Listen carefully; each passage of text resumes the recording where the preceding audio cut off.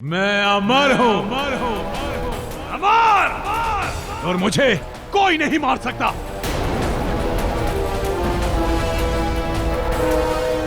नागमती, अच्छा हुआ तुम स्वयं चली आई मेरे इस यज्ञ की आहुति में मेरा साथ देने।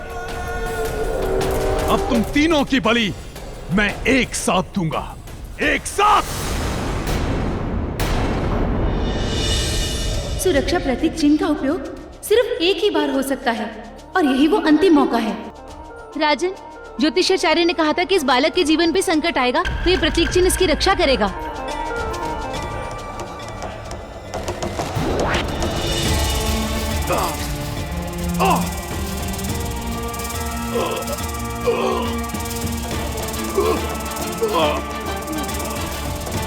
ये तो रुद्रांत की सारी शक्ति इस प्रतीक चिन्ह में समा रही है।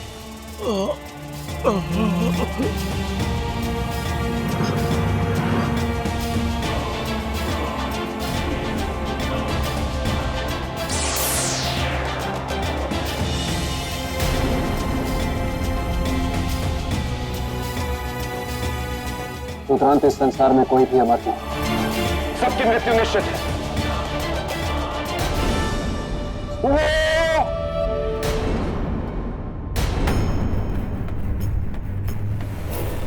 आपके मन का पराक्रम जीत गया, मेरा पराक्रम हार गया।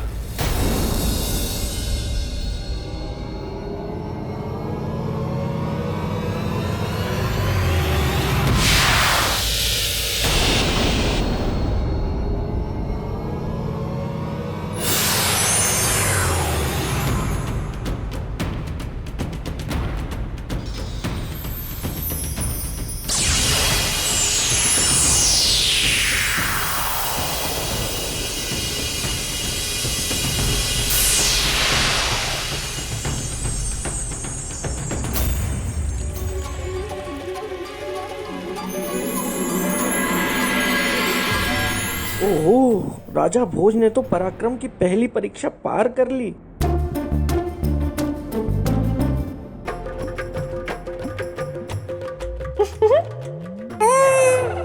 ये क्या है? कितने सुंदर लग रहे हो। दूर रहो मुझसे। तो और क्या करूं? ना ही तुम मुझे बता रहे हो ये है कौन, कब से बनाए बैठे हो मौन। ये राजा भोज है, उज्जैनी के राजा। ठीक है, अब मेरी चोटी मत बनाना। बिना समय व्यर्थ किए मुझे राजा भोज के पास जाना चाहिए।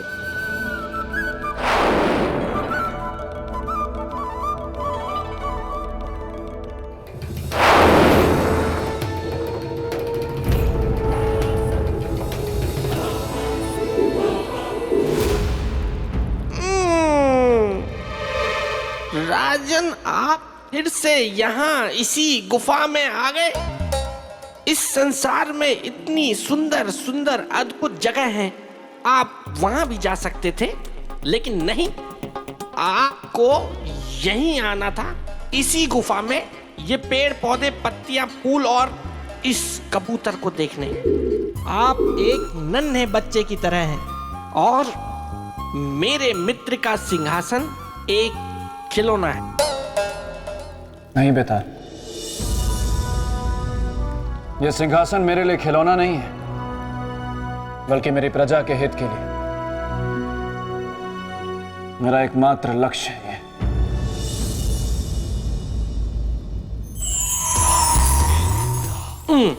बेताल, महामाया, तुम अभी यहीं हो बेताल? नहीं नहीं महामाया, मैं तो राजा भोज के साथ युद्ध के लिए गया था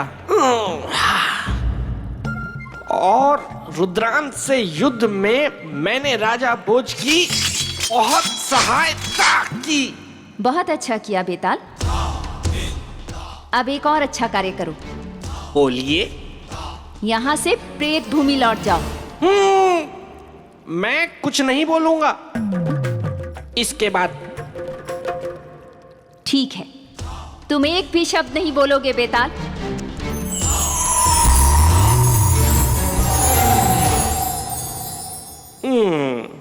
हाँ तो राजन, हम कहाँ?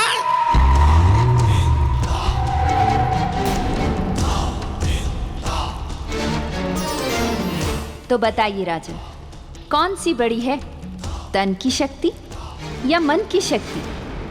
राजन, आप महापराक्रमी हैं, महान राजा हैं। मैं आपसे बहुत प्रसन्न हूँ। मेरी और आपकी कोई शत्रुता नहीं है। वो तो मेरे मित्र के सिंहासन पे कोई ऐसा वैसा राजा नहीं बैठना चाहिए, इस बात की चिंता मुझे सताती रहती है। परंतु जिस तरह आपने रुद्रांत के साथ युद्ध किया और नागमती के पुत्र की रक्षा की, मैं आपसे बहुत प्रभावित हो गया हूं। और अब मैं चाहता हूं कि आप मेरे मित्र के सिंहासन पर बैठें। इसके लिए आपको प्रश्न का सही उत्तर देना है, और सही उत्तर है तन की शक्ति। बेताल, क्या समझा रहे हो राजा भोज को? कुछ नहीं मामा, मैं तो इन्हें समझा रहा था कि इन्हें प्रश्न का उत्तर सोच समझ के देना है। बेताल, ये मत भूलो कि तुम सम्राट विक्रमादित्य के परम मित्र हो, इसलिए हम तुम्हें कुछ नहीं कहते, किंतु तुम्हें अपनी सीमाएं नहीं भूलनी चाहिए। क्षमा देवी क्षमा, मैं भावनाओं में बह गया, इसीलिए ये कह गया। अब नहीं कहूंगा, अब चुप रहूंगा। तो बताइए राजा, कौन सी बड़ी है, तन की शक्ति या मन की शक्ति? देवी, मेरे विचार से मन की शक्ति सर्वोपरि होती है। अति उत्तम। राजन, अब आप सिंहासन की अगली सीढ़ी की ओर बढ़ सकते हैं।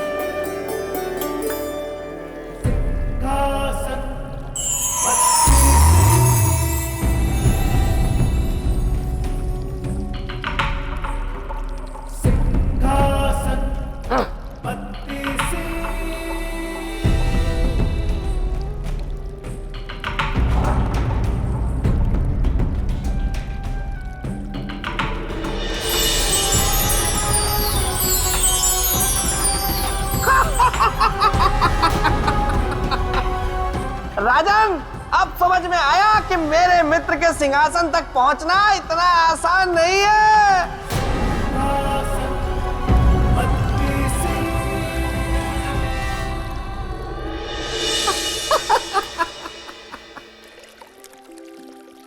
बेताल, मैं जानता हूं ये एक साधारण सिंहासन नहीं है। तुम्हारे मित्र चक्रवर्ती सम्राट विक्रमादित्य का असाधारण सिंहासन है। वही तो। और इस तक पहुंचने के लिए मुझे और भी कठिन परीक्षाएं देनी होंगी। तो और मैं क्या कह रहा हूं?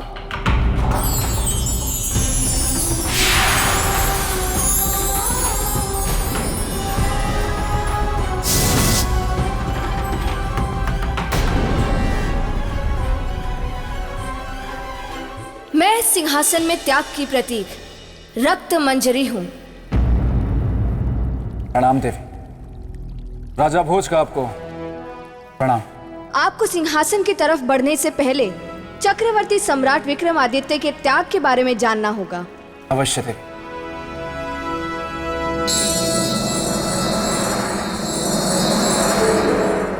प्रणाम प्रणाम देवी, मैं बेताल। क्षमा कीजिएगा, लेकिन देवी, मेरे मित्र के त्याग की कथा इन्हें सुनाकर क्या फायदा, और कोई आवश्यकता भी नहीं है। आप इन्हें साफ साफ कह दीजिए ना कि इनमें मेरे मित्र के सिंहासन पर बैठने की योग्यता नहीं है। बेताल, हमें क्या करना है और क्या नहीं, ये आपको बताने की आवश्यकता नहीं है। पर सिंहासन तो मेरे मित्र का है ना। किंतु बना तो हम 32 पुतलियों से ही है ना। हाँ, वो भी है। इसलिए आप शांत रहिए। हाँ तो राजन, मैं आपको राजा विक्रमादित्य की त्याग की कहानी सुना रही थी। एक दिन विक्रमादित्य की पत्नी चित्रलेखा उनका चित्र बना रही थी।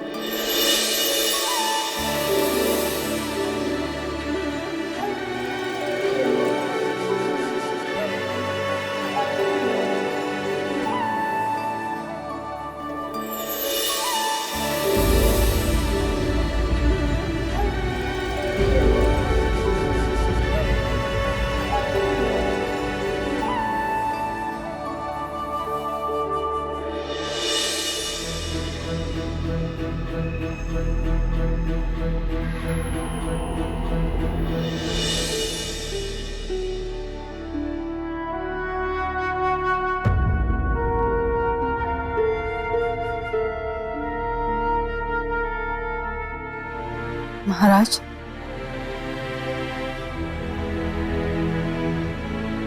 आप विश्राम के समय में भी हमें समय नहीं दे रहे।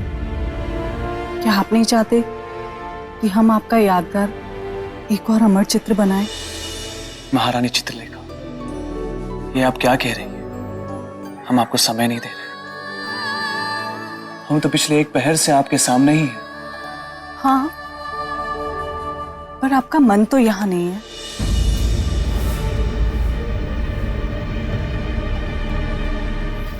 आप तो जानती हैं महारानी कि हमें किस बात की चिंता है।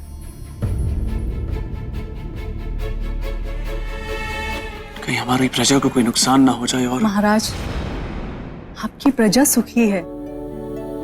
अच्छा, अब आप अपना हाथ लाइए और बिल्कुल वैसे खड़े हो जाइए जैसे आप खड़े थे। लोगों को किसी भी चीज की कोई कमी नहीं है। पूरे राज्य में शांति है। और हाँ, अब आप अपनी स्थिति जब तक नहीं बदलेंगे जब तक कि हम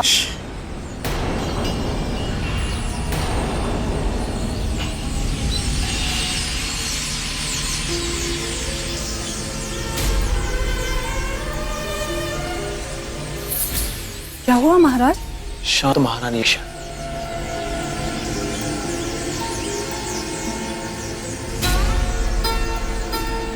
आपको कोई आवाज सुनाई दे रही?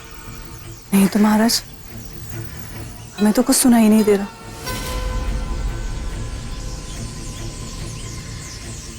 हमें किसी के रोने की आवाज सुनाई दे रही, जैसे कोई विलाप कर रहा।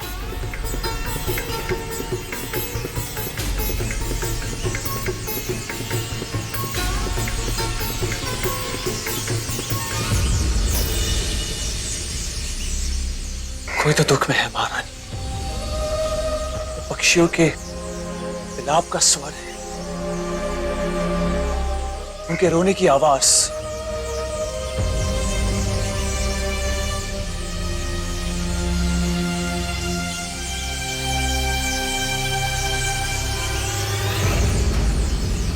पर हमें तो कुछ भी सुनाई नहीं दे रहा महाराज।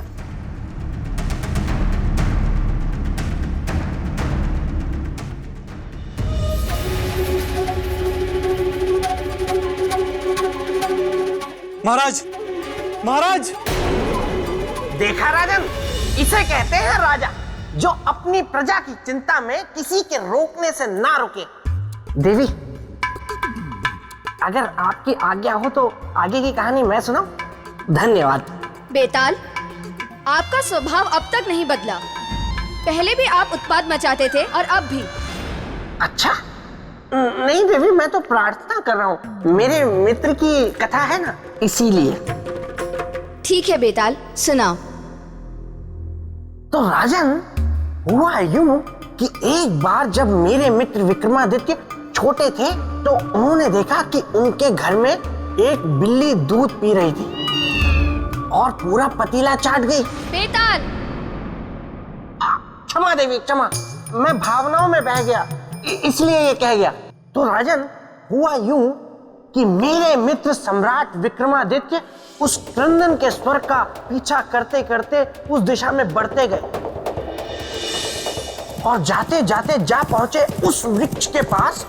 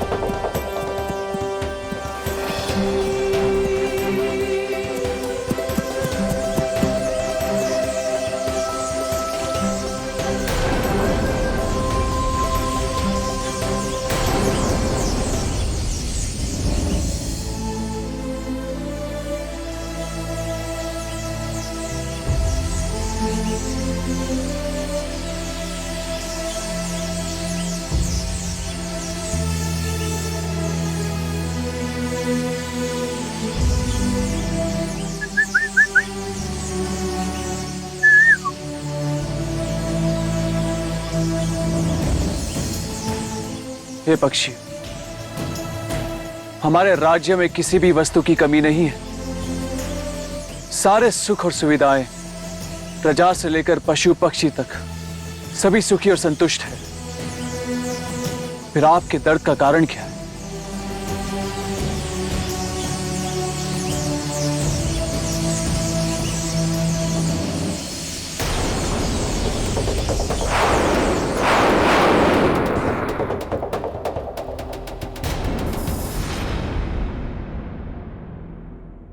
प्रणाम ऋषिगण।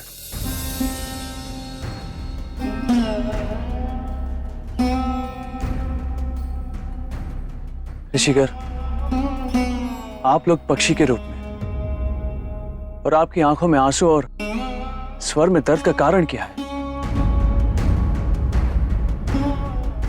बताइए ऋषिगण। सम्राट, कल महादानी ऋत्विक ध्वज मृत्यु को प्राप्त हो जाएंगे। मृत्यु तो अटल सत्य है। जिसका जन्म हुआ है उसकी मृत्यु भी निश्चित है। तो फिर सत्य का विलाप क्यों? पर उनकी मृत्यु का कारण जीवन चक्र में समान मृत्यु नहीं है। तो फिर क्या कारण है ऋषि? उनकी मृत्यु का कारण उनका त्यागी स्वभाव तथा दान देने की इच्छा। लहू बहाकर धन अर्जित करते हैं और फिर बिना मोह माया उसे दान कर देते हैं।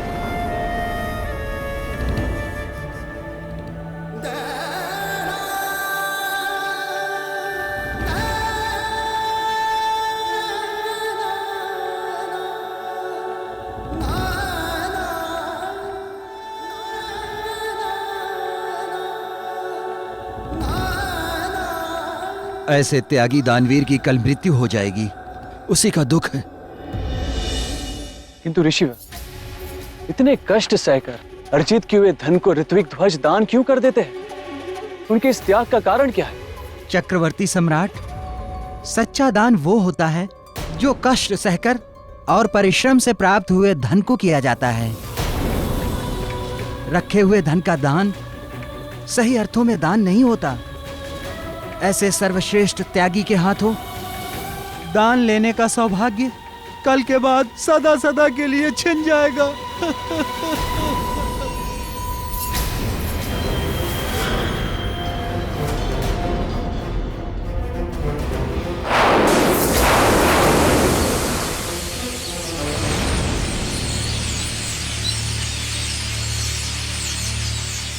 ऐसे महात्यागी और महादानी की मृत्यु, वो भी उनके त्याग के कारण, ये तो अन्याय है। क्या सोच रहे हैं राजन? बोले, बतलाएं, जीवन बड़ा है या त्याग? उत्तर देकर सिंहासन को पाएं। नहीं दे पाएंगे। ये इस प्रश्न का उत्तर नहीं दे पाएंगे देवी, क्योंकि इस प्रश्न का उत्तर देना कोई बालकों का खेल नहीं है।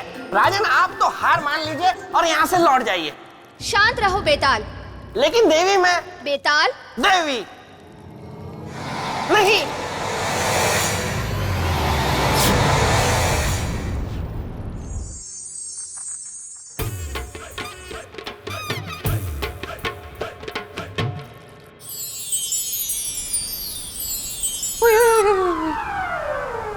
बेताल अभी तक नहीं आया। गोलू, गोलू,